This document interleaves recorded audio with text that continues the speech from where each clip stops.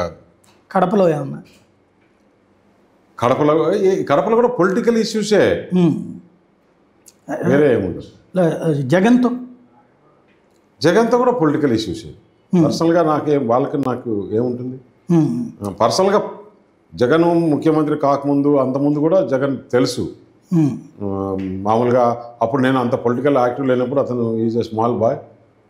ఏదో మాకు ఉద్యోగాలు కావాలి, లేకుంటే ఇది కావాలి, లేకుంటే ఏదైనా కొంచెం ఖర్చులకు చూడండి అని చెప్పేవాడే. కానీ ఎప్పుడు కూడా నాకు పర్సనల్గా ఎవరితో కూడా నాకు అవసరం లేదు. ఇప్పటికేమి విభేదాలు, ఒకరినొకరు నాశనం చేసుకోవాలన్నంత విభేదాలేమో. ఒకరినొకరు నాశనం చేసుకోవడం ఫ్రాక్షన్. ఇది పొలిటికల్.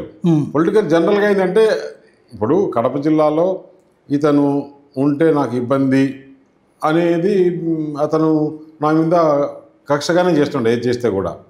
అంతేగాని ఓకే పొలిటికల్ వాళ్ళ పని వాళ్ళు, మన పని మనం అంటే ఉండదు. అతను పోయిన వాళ్ళకి అందరికి కూడా చెప్తూ ఉంటాడు. ఈవేళ వాస్తవంగా జగన్ని తను మద్దతిస్తున్నాడు అని చెప్పి బీజేపీ అధినాయకత్వం సమర్థించిందా, లేకపోతే వీళ్ళు చెప్పుకున్నారా మాకు బీజేపీతో